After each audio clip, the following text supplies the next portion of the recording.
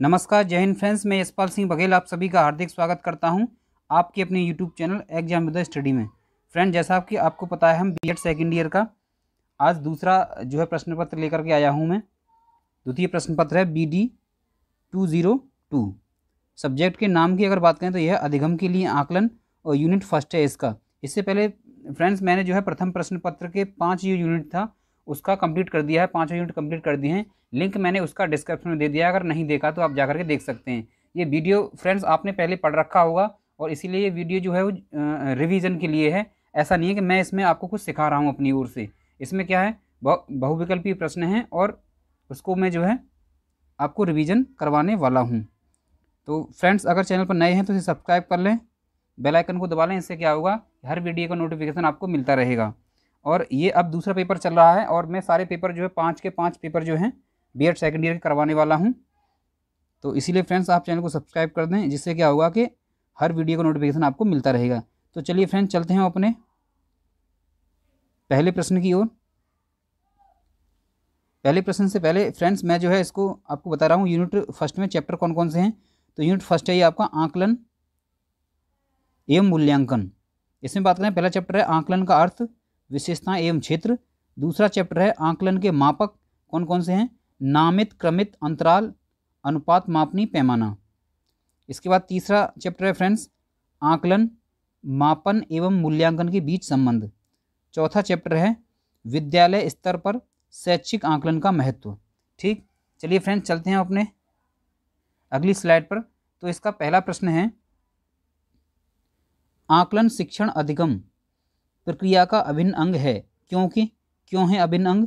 तो इसके सही आंसर की बात करें फ्रेंड्स, पहला इसका सही आंसर हो जाएगा आ। क्या है, आकलन के अध्यापक छात्रों के अधिगम को समझते हैं और अपने शिक्षण की परिपुष्टि भी होती है।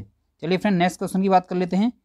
आकलन का मूल्यांकन, आकलन मूल्यांकन की कौन सी प्रक्रिया होती है। जो आकलन होता है वो मूल्यांकन की कौन सी प्रक्रिया होती है। सही ऑप्शन की बात करें फ्रेंड्स, ये हो जाएगा संक्षिप्त प्रक्रिया होती है। चलिए नेक्स्ट क्वेश्चन की बात कर लेते हैं। आकलन के प्रकार हैं, तो आकलन के प्रकार बताने कौन कौन से हैं। फॉर्मेटिव आकलन, योगात्मक आकलन, उभयनिष्ठ आकलन, उपयुक्त सभी। तो उपयुक्त सभी इसमें आपका सही आंसर हो जाएगा फ्रेंड्स। चलिए नेक्स्ट क्वेश्चन की ओर चलते हैं।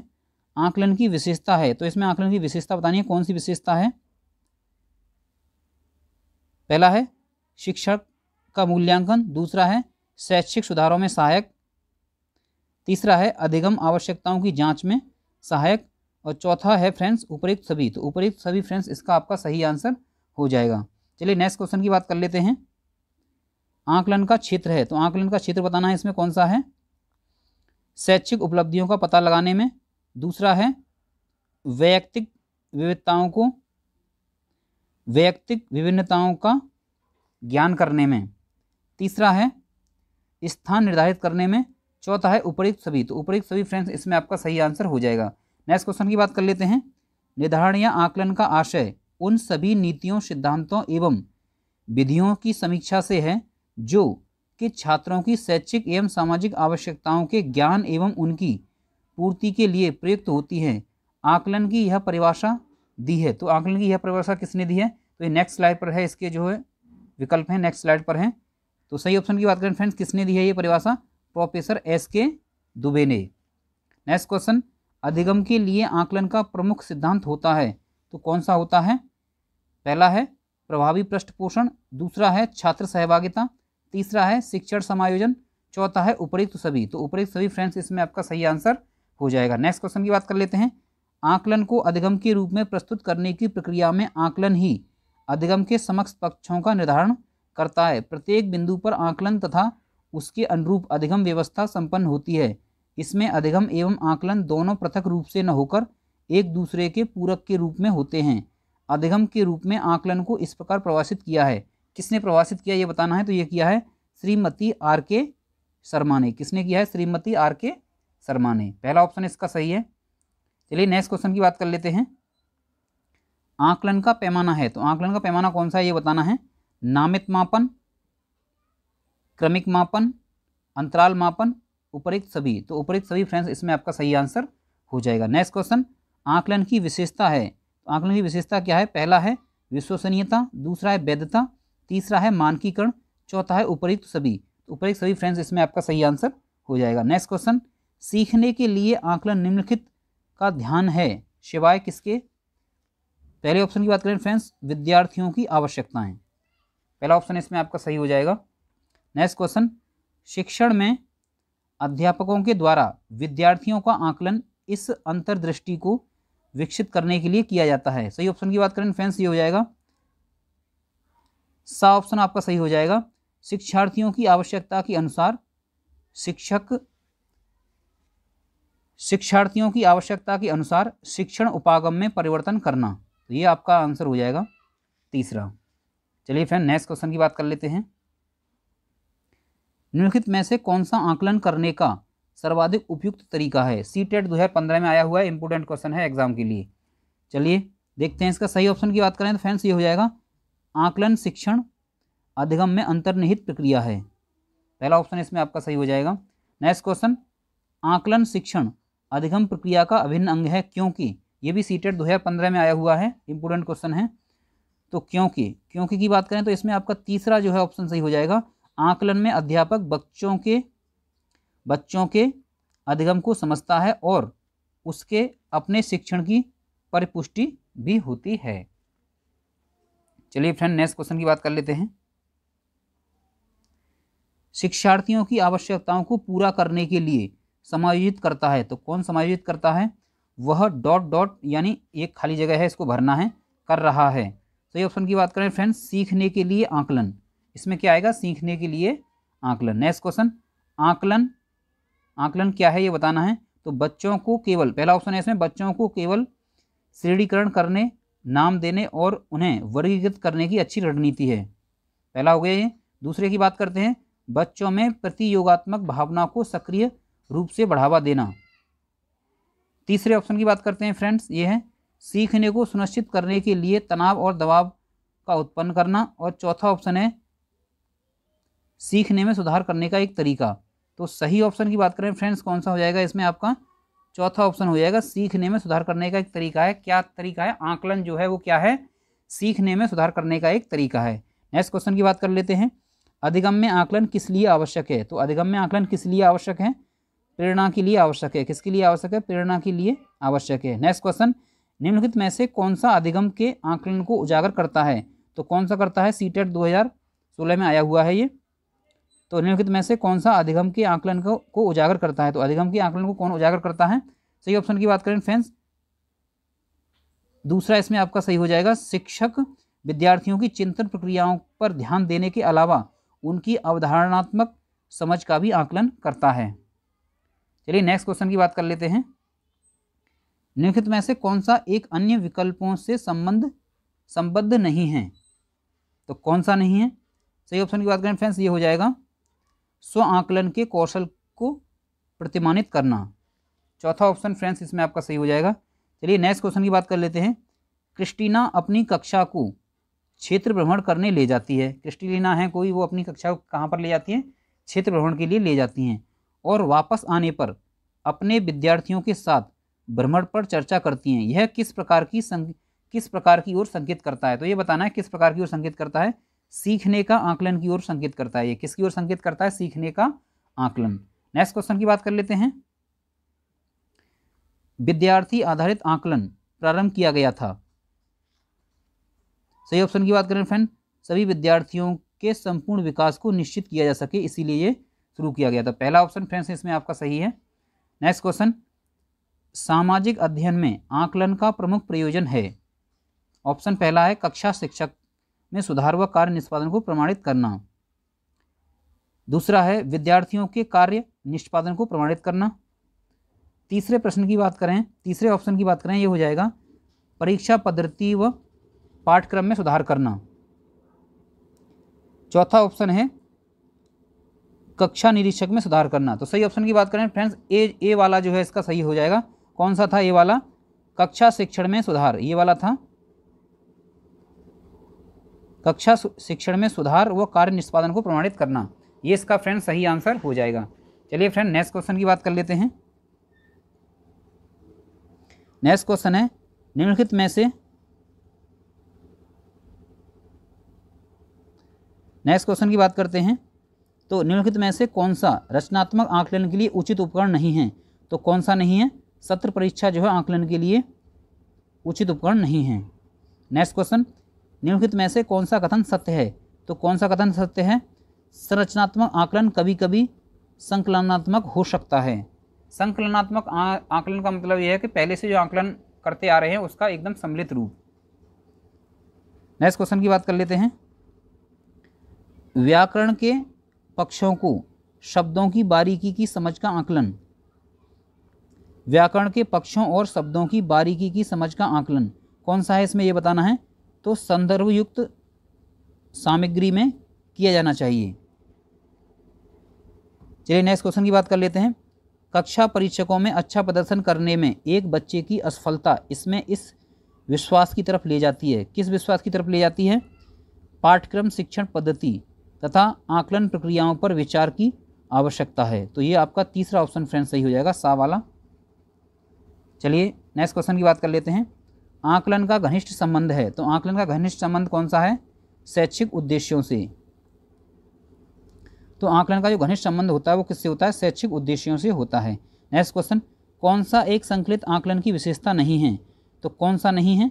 सही ऑप्शन की बात करें फ्रेंड्स, संकलित आकलन किसी समस्या से संबंधित नहीं होता। तो ये इसकी विशेषता नहीं है। बाकी सब जो ऊपर की हैं वो विशेषताएं हैं किसकी?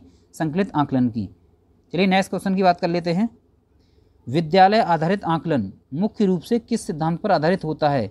तो किस सिद्धांत पर आधारित होता है? बाह्य परीक्षकों की अपेक्षा शिक्षक अपने शिक्षार्थियों की क्षमताओं को बेहतर मानते हैं। नेक्स्ट क्वेश्चन, खाली जगह है यहाँ पर, इसको भरना है। के अतिरिक्त सभी सीखने के रूप में आकलन को बढ़ावा देते हैं। सही ऑप्शन की बात करें फ्रेंड्स, कितनी संभावना हो विद्यार्थियों को लगातार परीक्षण लेना, यानी कितनी संभावना हो शिक्षार्थियों का लगातार परीक्षण लेना। नेक्स्ट क्वेश्चन की बात कर लेते हैं फ्रेंड्स। जब एक बावर्ची खाना पकाते समय खाने को चबाता है वह डैश के समान है। किसके समान है? तो सही ऑप्शन की बात करें फ्रेंड्स, सीखने का आकलन है ये। ऐसा खाना बना रहे हैं और खा भी रहा है तो सीखना चाहिए उसे। निम्नलिखित में से कौन सा एक उपयुक्त रचनात्मक आकलन का कार्य नहीं है? तो कौन सा नहीं है? विद्यार्थियों का योग्यता क्रम निर्धारित करना। नेक्स्ट क्वेश्चन, मापन नियमानुसार वस्तुओं या घटनाओं को संख्या प्रदान करता है, यह विचार है। तो यह विचार किसका है? तो करलिंगर का विचार है। किसका विचार है? ये करलिंगर का विचार है। नेक्स्ट क्वेश्चन की बात कर लेते हैं फ्रेंड्स।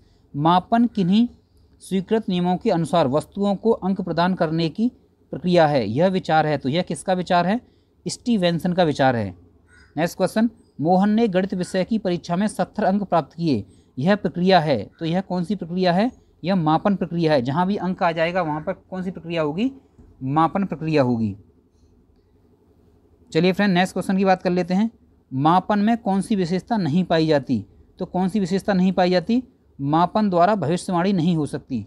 मापन द्वारा क्या है? भविष्यवाणी नहीं हो सकती। लेकिन अगर मैं मूल्यांकन की बात करूँ, मूल्यांकन आने वाला है इसमें, तो मूल्यांकन द्वारा हम भविष्यवाणी कर सकते हैं, लेकिन मापन द्वारा हम भविष्यवाणी नहीं कर सकते। नेक्स्ट क्वेश्चन की बात कर लेते हैं। मापन की भूमिका है। तो मापन की क्या भूमिका है? तो वस्तु को संख्या प्रदान करना, घटना को संख्या प्रदान करना, नियमानुसार संख्या प्रदान करना। सही ऑप्शन की बात करें फ्रेंड्स, ये सभी इसमें आपका आंसर हो जाएगा। मापन के प्रकार की दृष्टि से चर के प्रकार हैं। तो चर के प्रकार कितने हैं? अ और ब दोनों। अ और ब कौन सा? गुणात्मक चर और मात्रात्मक चर।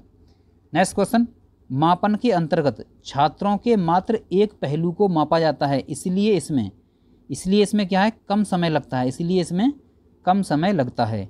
नेक्स्ट क्वेश्चन, मापन के प्रकार हैं। तो मापन के क्या प्रकार हैं? अ और ब दोनों जो है मापन के प्रकार हैं। अ और ब, अ का मतलब नापित यानी नामित एवं क्रमिक मापन, आंतरिक एवं आनुपातिक मापन। तो ये क्या है? मापन के प्रकार हैं। चलिए फ्रेंड नेक्स्ट क्वेश्चन की बात कर लेते हैं। मापन का शिक्षा में महत्व है। तो मापन का शिक्षा में क्या महत्व है ये बताना है।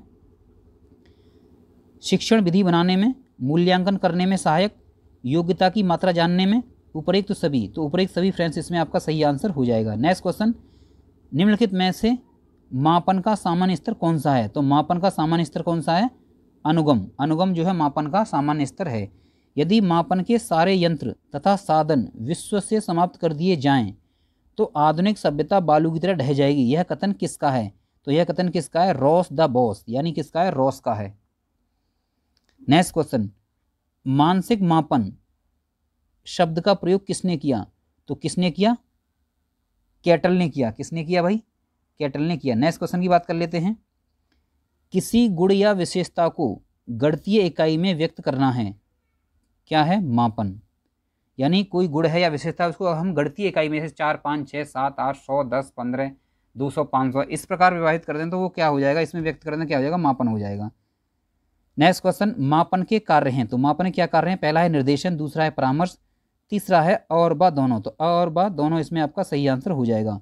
मापन पूर्णतः होता है, तो मापन पूर्णतः कैसा होता है? अनिश्चित होता है। नेक्स्ट क्वेश्चन, मापन का उपयोग किया जाता है। तो मापन का उपयोग किया जाता है मतलब कहाँ पर किया जाता है? छात्र का परिमाणात्मक मूल्य निर्धारण में। कहाँ पर? छात्र का परिमाणात्मक मूल्य निर्धारण में मापन का उपयोग किया जाता है। नेक्स्ट क्वेश्चन की बात कर लेते हैं। फिंडले ने शिक्षा के क्षेत्र में मापन को कितने अंतर संबंधित भागों में बांटा है? तो कितने भागों में बांटा है? शैक्षिक कार्य, प्रशासनिक कार्य, निर्देशन कार्य, उपरोक्त सभी। तो उपरोक्त सभी फ्रेंड्स इसमें आपका सही आंसर हो जाएगा। नेक्स्ट क्वेश्चन की बात कर लेते हैं। निकष संदर्भ, निकष संदर्भित मापन कौन सा मापन है? निकष संदर्भित मापन की अवधारणा सर्वप्रथम किसने दी? तो किसने दी? रॉबर्ट ग्लेसन ने दी। किसने दी? रॉबर्ट ग्लेसन ने दी।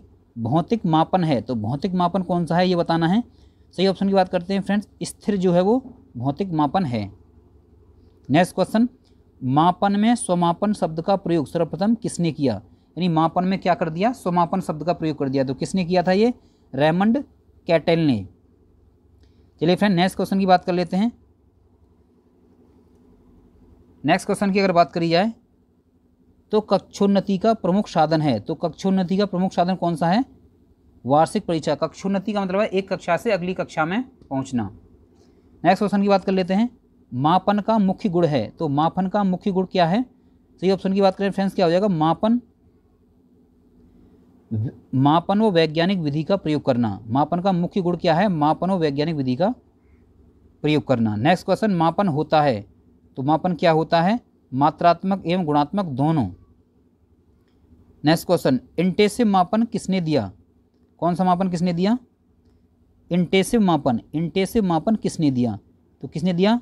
रेमंड कैटल ने दिया। किसने दिया? रेमंड कैटल ने दिया। नेक्स्ट क्वेश्चन की बात कर लेते हैं फ्रेंड्स। 155 क्वेश्चन इस वीडियो में होने वाले हैं और आपको ये वीडियो ध्यानपूर्वक देखनी है। अगर चैनल को आपने सब्सक्राइब नहीं किया तो फ्रेंड्स सब्सक्राइब कर लेना, और अगर आपने बेल आइकन नहीं दबाया है तो ऑल पर कर लो उससे। टीचिंग से संबंधित बहुत सारी वीडियो इस चैनल पर आपको मिलने वाली हैं। आगे चल के सीटेट के बारे में भी जो है इस चैनल पर आपको बताया जाएगा, और उसके भी आपको जो है प्रीवियस ईयर पेपर के क्वेश्चन कराए जाएंगे। तो फ्रेंड्स अगर नए हैं तो चैनल को सब्सक्राइब जरूर कर लेना। इससे क्या होगा, आपके लिए इंपॉर्टेंट जो भी न्यूज़ होगी वो आती रहेंगी इस चैनल पर। चलिए फ्रेंड नेक्स्ट क्वेश्चन की बात कर लेते हैं। शैक्षिक मापन कितने प्रकार? शैक्षिक मापन के कितने प्रकार हैं? तो कितने प्रकार हैं? 3 प्रकार हैं शैक्षिक मापन के। इनमें से शैक्षिक मापन का कार्य है। तो क्या कार्य है शैक्षिक मापन का? निदान करना, सलाह देना, तुलना करना। सभी सही हैं, तो इसमें हो जाएगा चौथा ऑप्शन आपका सही हो जाएगा, सभी सही हैं। नेक्स्ट क्वेश्चन की बात कर लेते हैं। शैक्षिक मापन के चर हैं। तो शैक्षिक मापन कौन से चर हैं? केवल मात्रात्मक चर हैं, केवल गुणात्मक चर हैं, मात्रात्मक एवं गुणात्मक चर दोनों। तो दोनों वाला ये आपका आंसर सही हो जाएगा, मात्रात्मक एवं गुणात्मक चर दोनों।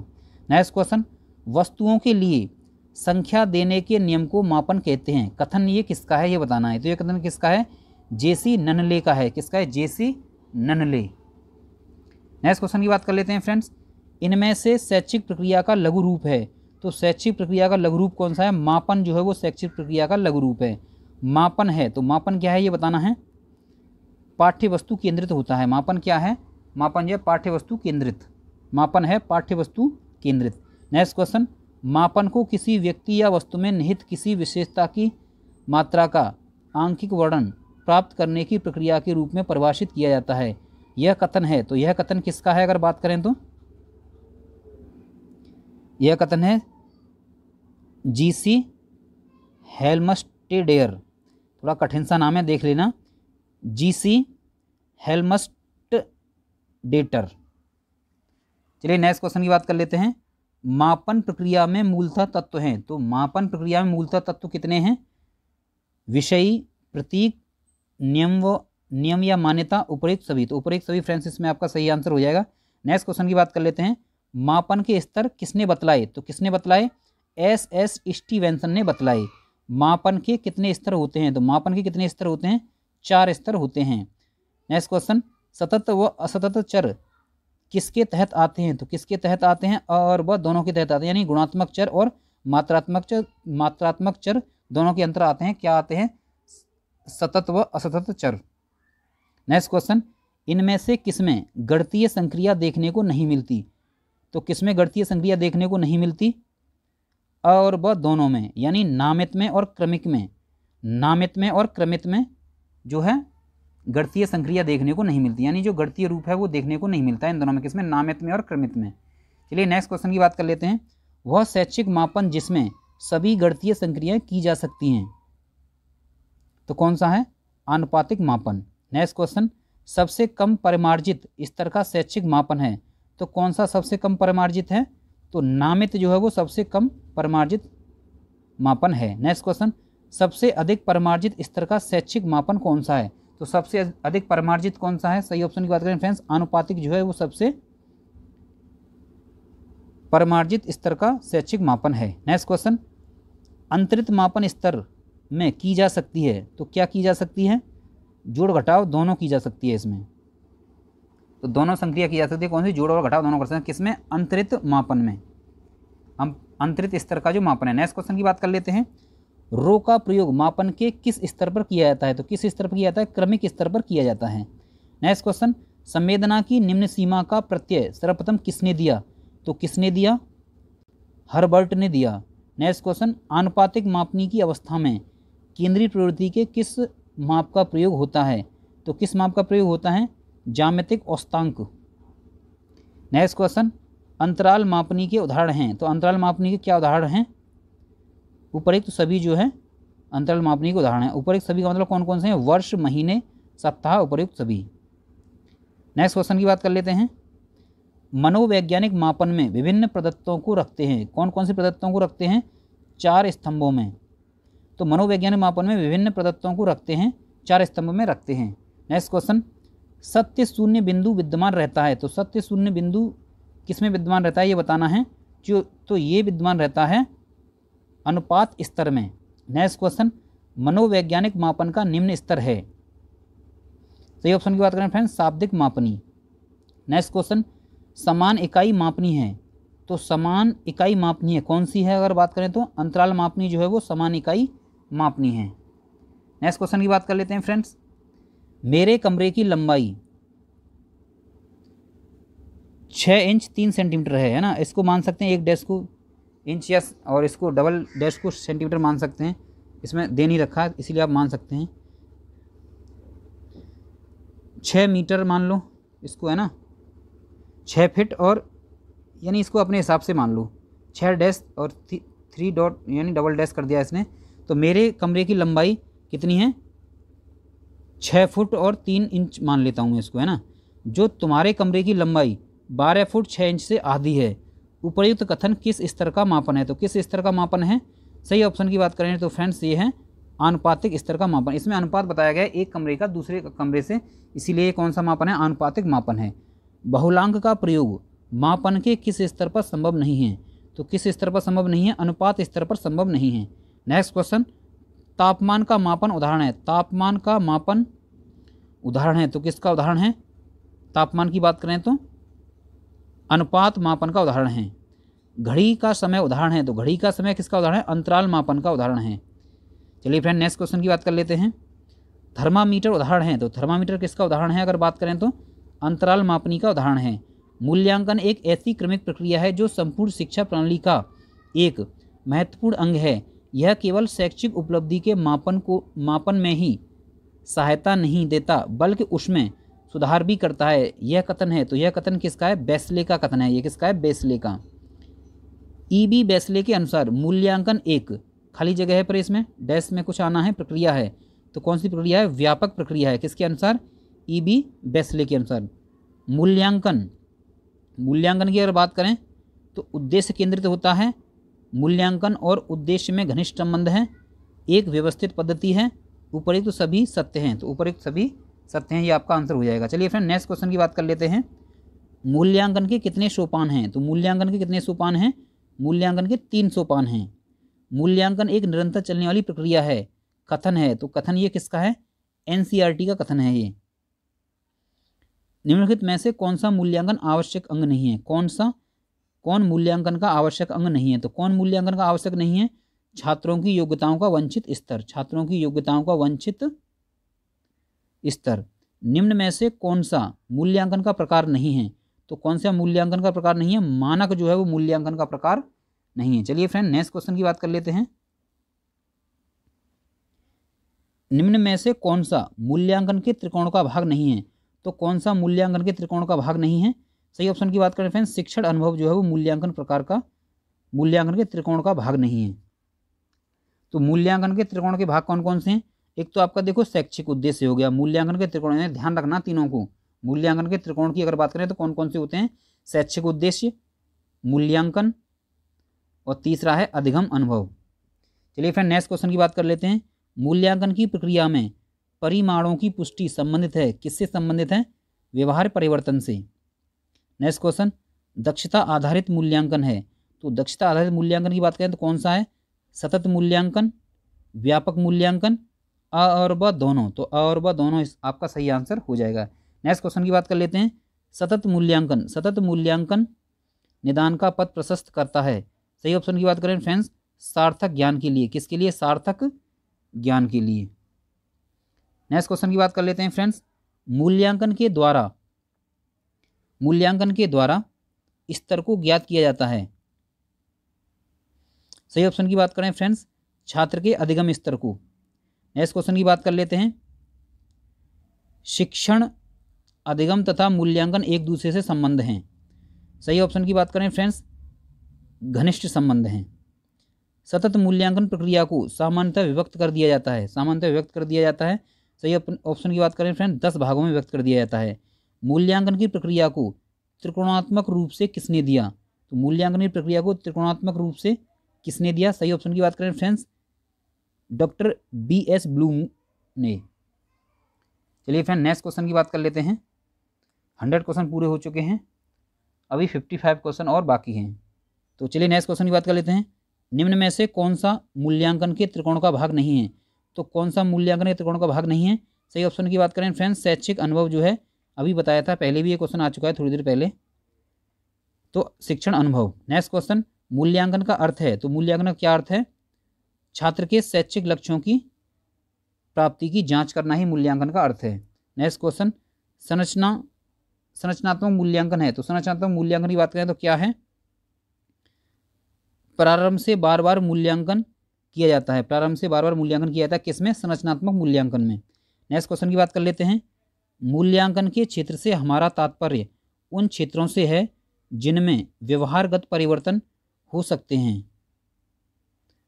यह विचार है, तो यह किसका विचार है? RN वर्मा का। किसका विचार है? ये RN वर्मा का। नेक्स्ट क्वेश्चन की बात कर लेते हैं। कौन सा कथन समूह से मेल नहीं खाता? तो कौन सा कथन समूह से मेल नहीं खाता? मापन और मूल्यांकन समानार्थी नहीं होते। नेक्स्ट क्वेश्चन की बात कर लेते हैं। मूल्यांकन में व्यक्ति या समाज दोनों की दृष्टि से जो अच्छा है अथवा वांछनीय है उनको मानकर चला जाता है। यह कहा किसने कहा है? ये तो अगर बात करें तो किसने कहा है? ये रैमर्स एवं गेज ने कहा है। किसने कहा है? रैमर्स एवं गेज ने कहा है। मूल्यांकन का क्षेत्र होता है, तो मूल्यांकन का क्षेत्र कैसा होता है? व्यापक होता है। चलिए फ्रेंड नेक्स्ट क्वेश्चन की बात कर लेते हैं। निदानात्मक मूल्यांकन और मापन का सही अंतर माना जाता है, तो कौन सा माना जाता है? इनमें से कोई नहीं, इनमें से कोई सही है ही नहीं। नेक्स्ट क्वेश्चन, मूल्यांकन के महत्वपूर्ण बिंदु हैं, तो मूल्यांकन के महत्वपूर्ण बिंदु कौन से हैं? शैक्षिक उद्देश्य, अधिगम अनुभव, व्यवहार परिवर्तन, उपयुक्त सभी। तो उपयुक्त सभी फ्रेंड्स इसमें आपका सही आंसर हो जाएगा। नेक्स्ट क्वेश्चन की बात कर लेते हैं।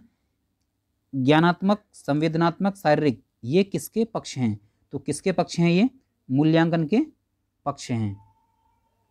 चलिए फ्रेंड नेक्स्ट क्वेश्चन की बात कर लेते हैं। मूल्यांकन द्वारा कौन सा कार्य किया जाता है? तो मूल्यांकन द्वारा कौन सा कार्य किया जाता है? सही ऑप्शन की बात करें फ्रेंड्स, ये हो जाएगा शिक्षक छात्र के व्यक्तित्व के विभिन्न आयामों का पता लगाते हैं। कौन पता लगाते हैं? शिक्षक। किसके? छात्रों के। चलिए फ्रेंड नेक्स्ट क्वेश्चन की बात कर लेते हैं। निम्नलिखित में से मूल्यांकन के ज्ञानात्मक पक्ष के अंतर्गत कौन सा तत्व नहीं आता? तो कौन सा तत्व नहीं आता? सही ऑप्शन की बात करें फ्रेंड्स, नियमितीकरण जो है नहीं आता। Next question, 62nd year book of the national society of the study of education part second नामक पुस्तक के लेखक कौन है? बहुत ही भाई बड़ा नाम है इस पुस्तक का। सही ऑप्शन की बात करें फ्रेंड्स, फिंडले। तो फिंडले ने ये पुस्तक लिखी है। नाम इतना बड़ा है तो काम भी इसका बड़ा होगा। खैर ऐसी बात नहीं है, फिंडले साहब ने लिखी है। चलिए फ्रेंड नेक्स्ट क्वेश्चन की बात कर लेते हैं। मूल्यांकन वह क्रमिक प्रक्रिया है जो संपूर्ण शिक्षा प्रणाली का एक अंग है, जो शिक्षा के उद्देश्यों से घनिष्ठ रूप से संबंधित है। तो सही उत्तर की बात करें फ्रेंड्स, ये हो जाएगा, किसने कहा? यह कथन किसका है? कोठारी आयोग का कथन है। नेक्स्ट क्वेश्चन, मूल्यों में से मूल्यांकन का कार्य नहीं है, निम्न में से मूल्यांकन का कार्य नहीं है, निम्न में से मूल्यांकन का कार्य नहीं है। तो कौन सा मूल्यांकन का कार्य नहीं है? छात्रों में एकता का निर्माण करना, ये मूल्यांकन का कार्य नहीं है। तो मूल्यांकन के कार्य कौन कौन से होते हैं अगर ये देखने हैं तो बाकी के जो तीनों हैं ये मूल्यांकन के कार्य हैं। जैसे इसमें दूसरा है शिक्षण मापदंड निर्धारित करना, ये मूल्यांकन का कार्य है। छात्र की मानसिक स्थिति का अध्ययन करना, ये भी मूल्यांकन का कार्य है। छात्र की विषयगत कमजोरी की जानकारी प्राप्त करना, ये भी मूल्यांकन का कार्य है। चलिए फ्रेंड नेक्स्ट क्वेश्चन की बात कर लेते हैं। मूल्यांकन का उद्देश्य है, तो मूल्यांकन का क्या उद्देश्य है? निर्णय जो है ये मूल्यांकन का उद्देश्य है। बच्चों का मूल्यांकन होना चाहिए सतत एवं व्यापक मूल्यांकन द्वारा। किसके द्वारा? सतत एवं व्यापक मूल्यांकन के द्वारा। चलिए फ्रेंड नेक्स्ट क्वेश्चन की बात कर लेते हैं। सतत एवं व्यापक मूल्यांकन में व्यापक मूल्यांकन शब्दावली का तात्पर्य है, तो कौन सा तात्पर्य है अगर बात करें तो? शैक्षिक एवं सहशैक्षिक सत्र का, शैक्षिक एवं सहशैक्षिक क्षेत्र का मूल्यांकन। चलिए फ्रेंड नेक्स्ट क्वेश्चन की बात कर लेते हैं। मूल्यांकन का उद्देश्य है, तो मूल्यांकन का क्या उद्देश्य है? अधिगम की कठिनाइयाँ व समस्या वाले क्षेत्रों का पता लगाना। ये क्या है? किसका काम है? ये मूल्यांकन का उद्देश्य होता है। क्या उद्देश्य होता है? अधिगम की कठिनाइयाँ व समस्या वाले क्षेत्रों का पता लगाना। चलिए फ्रेंड नेक्स्ट क्वेश्चन की बात कर लेते हैं। नेक्स्ट क्वेश्चन की अगर बात की जाए तो सतत और व्यापक मूल्यांकन की योजना में व्यापक शब्द के अलावा डैश है, खाली जगह है, यहाँ पे कुछ आएगा, इसमें आएगा कुछ, है ना, के अलावा निम्नलिखित के द्वारा समर्पित किया जाता है। सही ऑप्शन की बात करें फ्रेंड्स, सूचना प्रक्रमण सिद्धांत। कौन सा है आएगा इसमें? सूचना प्रक्रमण सिद्धांत। चलिए फ्रेंड नेक्स्ट क्वेश्चन की बात कर लेते हैं। सतत और व्यापक मूल्यांकन, इसमें ये खाली जगह है, इसमें कुछ आएगा, पर बल देता है। तो किस पर बल देता है? सही ऑप्शन की बात करें तो सीखने को किस प्रकार अवलोकित, रिकॉर्ड और सुधारा जाए, इस पर जो है बल देता है। चलिए फिर नेक्स्ट क्वेश्चन की बात कर लेते हैं। शैक्षिक विकास में मूल्यांकन का अर्थ है, तो शैक्षिक विकास में मूल्यांकन का क्या अर्थ है? ज्ञान क्षमता का मूल्यांकन। किसका? ज्ञान क्षमता का मूल्यांकन। चलिए फिर नेक्स्ट क्वेश्चन की बात कर लेते हैं। मूल्यांकन से अभिप्राय है, तो मूल्यांकन से क्या अभिप्राय है? छात्रों की अधिगम की सफलता असफलता का अध्ययन। नेक्स्ट क्वेश्चन, कक्षा नायक उपदेशक द्वारा प्रयुक्त मूल्यांकन का प्रकार जो अनुदेशन के समय सीखने के विकास में किया जाता है। सही ऑप्शन की बात करें फ्रेंड्स, संकलित मूल्यांकन। नेक्स्ट क्वेश्चन, विद्यालय आधारित मूल्यांकन होता है, तो विद्यालय आधारित मूल्यांकन कौन सा होता है? सही ऑप्शन की बात करें फ्रेंड्स, बहुआयामी होता है। चलिए फ्रेंड नेक्स्ट क्वेश्चन की बात कर लेते हैं। भारत में शिक्षा के क्षेत्र में मूल्यांकन का कार्य कब से प्रारंभ हुआ था? तो कब से प्रारंभ हुआ था? 1960 के बाद। नेक्स्ट क्वेश्चन की बात कर लेते हैं। यह कथन किसका है? मूल्यांकन करना किसी वस्तु या प्रक्रिया के महत्व को निर्धारित करता है। सही ऑप्शन की बात करें फ्रेंड, एडम्स। तो यह कथन किसका है? ये कथन जो है एडम्स का है। मूल्यांकन हमें बताता है कि बालक ने किस सीमा तक किन उद्देश्यों को प्राप्त किया है, यह कथन है। तो यह कथन किसका है अगर बात करें तो ये कथन डांडेकर का है। चलिए फ्रेंड नेक्स्ट क्वेश्चन की बात कर लेते हैं। मूल्यांकन में शिक्षा कार्यों में बल दिया जाता है और व्यापक व्यक्तित्व से संबंधित परिवर्तनों पर भी विशेष रूप से ध्यान दिया जाता है। यह कथन किसका है? तो यह कथन किसका है अगर सही ऑप्शन की बात करें फ्रेंड, JW रेस्टन का कथन है ये। नेक्स्ट क्वेश्चन, मूल्यांकन अनुरूप है, तो मूल्यांकन किसके अनुरूप है? बात करें तो विधि के अनुरूप है। विज्ञान में मूल्यांकन, सही ऑप्शन की बात करें फ्रेंड्स, सभी क्रियाकलापों का एकीकृत भाग होना चाहिए। विज्ञान में मूल्यांकन कैसा होना चाहिए? सभी क्रियाकलापों का एकीकृत भाग होना चाहिए। चलिए फ्रेंड नेक्स्ट क्वेश्चन की बात कर लेते हैं। अगर वीडियो आपको अच्छा लग रहा है और आपको हमारी मेहनत पसंद आ रही है तो वीडियो को फ्रेंड लाइक कर लें, और अभी तक आपने सब्सक्राइब नहीं किया है तो कृपया चैनल को सब्सक्राइब कर दें। चलिए फ्रेंड्स नेक्स्ट क्वेश्चन की बात कर लेते हैं। सत्रांत पर किया जाने वाला मूल्यांकन कौन सा है? तो सत्रांत पर कौन सा मूल्यांकन किया जाता है? संकलनात्मक मूल्यांकन किया जाता है, यानी जो पीछे मूल्यांकन हुआ है उस सबको संकलित करके जो सत्रांत के लास्ट में होता है वो कौन सा होता है? संकलनात्मक मूल्यांकन होता है। मूल्यांकन के प्रकार हैं, तो मूल्यांकन के प्रकार कौन कौन से हैं? परिमाणात्मक मूल्यांकन, गुणात्मक मूल्यांकन, और वह दोनों, ये दोनों सही है फ्रेंड्स। इसमें परिमाणात्मक मूल्यांकन के प्रकार में शामिल है, तो कौन सा शामिल है? मौखिक परीक्षा, लिखित परीक्षा, प्रयोगात्मक परीक्षा, उपर्युक्त सभी। तो उपर्युक्त सभी फ्रेंड्स जो है आपका सही आंसर हो जाएगा। नेक्स्ट क्वेश्चन, परिमाणात्मक मूल्यांकन में मापते हैं, तो परिमाणात्मक मूल्यांकन में क्या मापते हैं फ्रेंड्स? आंकिक चीज़ों को मापते हैं। किसको मापते हैं? आंकिक चीज़ों को मापते हैं। चलिए फ्रेंड नेक्स्ट क्वेश्चन की बात कर लेते हैं। सतत मूल्यांकन का उद्देश्य होना चाहिए, तो सतत मूल्यांकन का उद्देश्य क्या होना चाहिए? सही ऑप्शन की बात करें फ्रेंड्स, सीखने में होने वाली कमियों का निदान एवं और उपचार। ठीक है फ्रेंड्स, तो चलिए नेक्स्ट क्वेश्चन की बात कर लेते हैं। इनमें से मूल्यांकन का उद्देश्य है, तो इनमें से मूल्यांकन का क्या उद्देश्य है? ज्ञान की जांच एवं विकास की जानकारी, निदान, वर्गीकरण, निर्देशन करना, और चौथा है फ्रेंड्स इसमें आपका उपयुक्त सभी। तो उपयुक्त सही फ्रेंड्स इसमें आपका सही आंसर हो जाएगा। नेक्स्ट क्वेश्चन की बात करते हैं। सतत एवं व्यापक मूल्यांकन का प्रमुख उद्देश्य है, तो सतत एवं व्यापक मूल्यांकन का प्रमुख उद्देश्य क्या है ये आपको बताना है। सही ऑप्शन की बात करें फ्रेंड्स, उपयुक्त सभी हो जाएगा। तो कौन कौन से हैं? परिमाणात्मक, निदानात्मक और गुणात्मक। चलिए फ्रेंड नेक्स्ट क्वेश्चन की बात कर लेते हैं। मूल्यांकन के प्रकार हैं, तो मूल्यांकन के प्रकार कौन कौन से हैं? लिखित हैं, मौखिक हैं, साक्षात्कार है, उपयुक्त सभी हैं। चलिए फ्रेंड नेक्स्ट क्वेश्चन की बात कर लेते हैं। साक्षात्कार निरीक्षक प्रश्नावली किसके प्रकार हैं? साक्षात्कार निरीक्षण प्रश्नावली किसके प्रकार हैं? तो किसके प्रकार हैं फ्रेंड्स? गुणात्मक मूल्यांकन के प्रकार हैं। किसके प्रकार हैं? गुणात्मक मूल्यांकन के प्रकार हैं। नेक्स्ट क्वेश्चन, शैक्षणिक मूल्यांकन की प्रक्रिया चतुर्मुखी है, यह कथन है, तो यह कथन किसका है? डॉक्टर पटेल का यह कथन है। नेक्स्ट क्वेश्चन की बात करते हैं। मूल्यांकन की प्रशासनिक आवश्यकता में शामिल है, तो मूल्यांकन की प्रशासनिक आवश्यकता में शामिल है, तो कौन सा शामिल है? शैक्षिक स्तर की जांच, विभिन्न कक्षाओं में प्रवेश, शैक्षिक व व्यावसायिक निर्देशन, उपयुक्त सभी। तो उपयुक्त सभी फ्रेंड्स इसमें आपका सही आंसर हो जाएगा। नेक्स्ट क्वेश्चन की बात कर लेते हैं। तो नेक्स्ट क्वेश्चन की बात करते हैं फ्रेंड्स। मूल्यांकन शिक्षक एवं शिक्षार्थी दोनों के लिए किस प्रकार का कार्य करता है? तो किस प्रकार का कार्य करता है? सही ऑप्शन की बात करें फ्रेंड्स, ये होगा पुनर्बलन का कार्य करता है। किसका कार्य करता है? पुनर्बलन का कार्य करता है। नेक्स्ट क्वेश्चन, छात्रों द्वारा शिक्षकों का मूल्यांकन किस सन में शुरू हुआ? छात्रों द्वारा शिक्षकों का मूल्यांकन, यानी छात्र भी शिक्षकों का मूल्यांकन करेंगे। एक फीडबैक फॉर्म आता है जिसमें क्या होता है, टीचर की जो है फीडबैक बननी होती है कि अच्छा पढ़ाते हैं, बहुत अच्छा पढ़ाते हैं, या खराब पढ़ाते हैं, या बिल्कुल अच्छा नहीं पढ़ाते। ऐसे करके एक फीडबैक फॉर्म होता है, वो भरना होता है। तो ये कब से प्रारंभ हुआ?